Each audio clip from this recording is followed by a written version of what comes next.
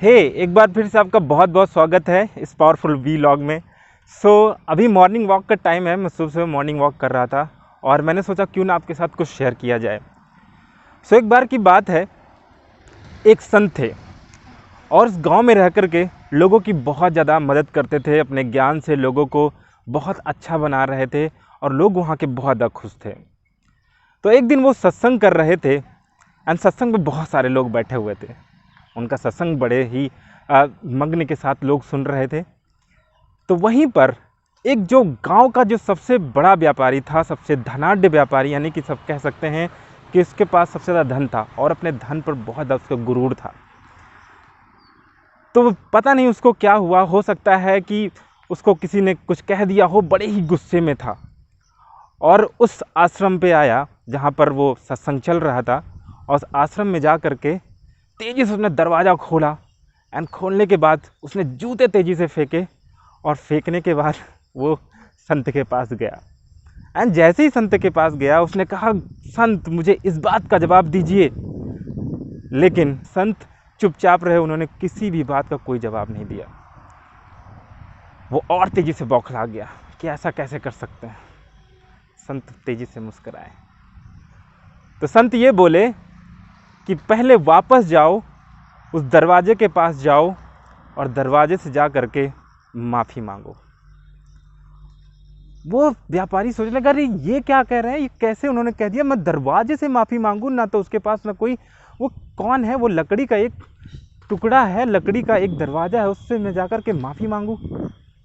तो वहाँ पर जो लोग बैठे हुए थे वो भी बहुत तेज़ी से हंसने लगे। लेकिन व्यापारी के पास कोई भी ऑप्शन नहीं था, उसको जाना ही था।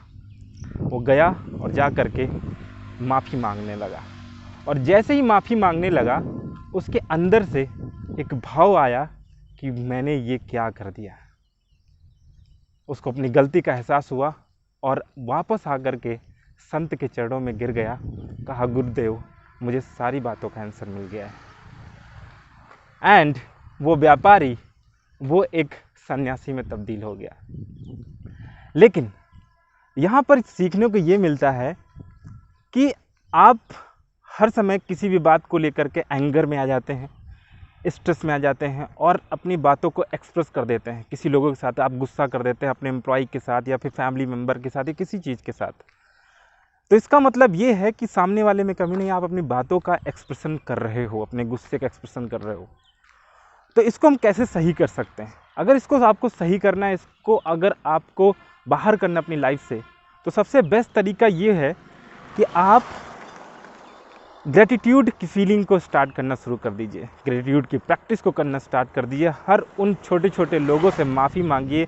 माफ़ी इवन किसी से बोल करके नहीं मांगना है, जिसके साथ भी गलती करी आप सुबह बैठिए। बैठने के बाद ये एक्सरसाइज ज़रूर आपको करना है कि 10 लोग या फिर 10 ऐसी चीज़ें जिनकी वजह से आप अपनी लाइफ में सक्सेसफुल महसूस कर रहे हो, धनाढ्य महसूस कर रहे हो या फिर और लोगों से बेहतर महसूस कर रहे हो, जिनकी वजह से आपका जीवन चल रहा है, उनको आपको ग्रैटिट्यूड ज़रूर फील करना, अहोभाव ज़रूर देना है। क्योंकि जब आप अहोभाव में आ जाते हो तो आप एक रिसीविंग सेंटर बन जाते हो। किस चीज़ के? आप पॉजिटिव फीलिंग के, पॉजिटिव एनर्जी के आप रिसीविंग सेंटर बन जाते हो। और आप जिस चीज़ के रिसीविंग सेंटर बनते हो उसी चीज़ को आप अट्रैक्ट करते हो। क्योंकि आपके माइंड में जो थॉट आते हैं, आपके जो थॉट होते हैं वो आप होते हैं इलेक्ट्रिक, एंड जो आपकी फीलिंग होती हैं वो होती है आपकी मैग्नेटिक। तो इस तरीके से इलेक्ट्रोमैग्नेटिक फील्ड बनता है। ये साइंस भी प्रूव कर चुकी है। तो आपको भी इस चीज़ को समझना चाहिए कि आप जैसे थॉट लेकर के वो इलेक्ट्रोमैग्नेटिक बन जाते हैं और उसी चीज़ का रिसीविंग सेंटर बन जाते हैं। और आप कहते हो मुझे गुस्सा नहीं होना, लेकिन आप गुस्सा में फील करते हो तो लोग क्या चीज़ें अट्रैक्ट होंगी? वही गुस्सा, राइट?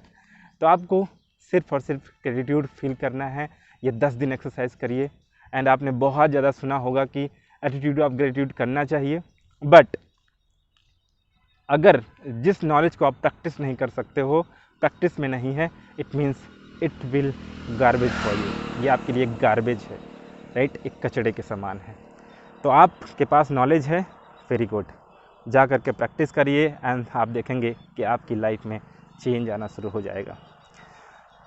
कमेंट करके मुझे बताओ कि ऐसी क्या चीज़ है जो आप स्टार्ट करने जा रहे हो। सो मिलते हैं नेक्स्ट वीडियो में, और उस वीडियो में फिर मैं एक इंटरेस्टिंग सी स्टोरी लेकर के आऊँगा। तब तक अपना ध्यान रखिए, अपना ख्याल रखिए। Till then, thank you so much.